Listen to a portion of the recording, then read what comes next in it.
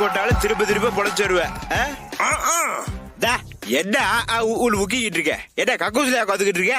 தலைவரே எனக்கு ஆண் சொல்லும் போதுதான் அவரோட வாய்ஸே வருது. அதனாலதான் அடிக்கடி ஆன்னு சொல்லிக்கிட்டு இருக்கேன். புரியுதா? சரி சரி தொலைட்டு விடு. இப்ப நான் கேக்குறது பதில் சொல்லு. நீ செத்தா திரும்ப வருவியா? தலைவரே நான் செத்தா இல்ல தலைவரே, அவ செத்தா அதே நாள்ல நான் திரும்ப வரேன். ஏன் ராசா என் பட்டையில இழிச்சு வாயில் எழுதி வச்சிருக்க? நீ பாட்டுக்கு உருட்டிக்கிட்டு இருக்க. தலைவரே நான் உருட்டல தலைவரே. என்னையா நேத்து நான் அவ்வளவு தூரம் சொல்லி நீ சரக்கு அடிச்சு போட்டு ஹேங் ஓவர்ல வந்து உளறிக்கிட்டு இருக்க. அத நான் எப்படி உங்களுக்கு புரியும்? ஸ்பீச் ரெடி ஆயிடுச்சு, சரியானு பாருங்க. ரெடி ஆயிடுச்சாப்பா? கொண்டு வா. பக்காளி இந்த ப்ராஜெக்ட் ரிவ்யூக்கு போற காலேஜ் போயில மாதிரியே டபுள் ப்ரிப்பேர் பண்ண வேண்டிய இருக்கு. இங்கிட்டு காட்டு. எல்லாருக்கும் வணக்கம். ஏன்டா எருபாடு வணக்கத்துக்கு வாடகை போட்டு வச்சிருக்காங்க. யாரா டைப் பண்ணது? வேற யாரு?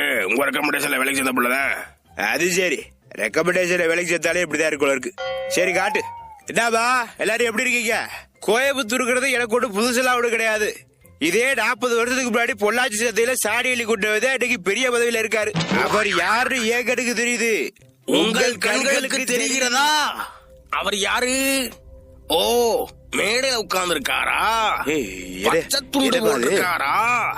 அது துண்டு இல்ல, கோமணம்.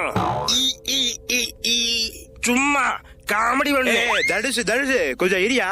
அப்போ நீ நிஜமாவே இதெல்லாம் பாத்தியா? பார்த்தேன் தலைவரே, எல்லாம் நடந்துச்சு தலைவரே. அப்பதான் ஒருத்தர் வந்தான். யாரியாவே?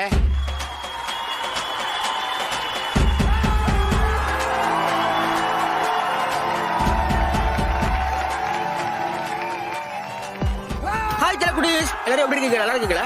நான் இப்ப என்ன சொல்ல போறேன் டபாலுக்கு நல்லா தெரியும், அதனால இதை ஸ்கிப் பண்ணிருக்கேன். புதுசா பாக்குறவங்களுக்கு என்ன சொல்லிக்கிறேன்டா, இந்த மூவி ஸ்பூஃப் தனிப்பட்ட எந்த ஒரு மனுஷனையும் காயப்படுத்துறதுக்காக எடுக்கப்பட்டது கிடையாது. இதுல வர காமெடி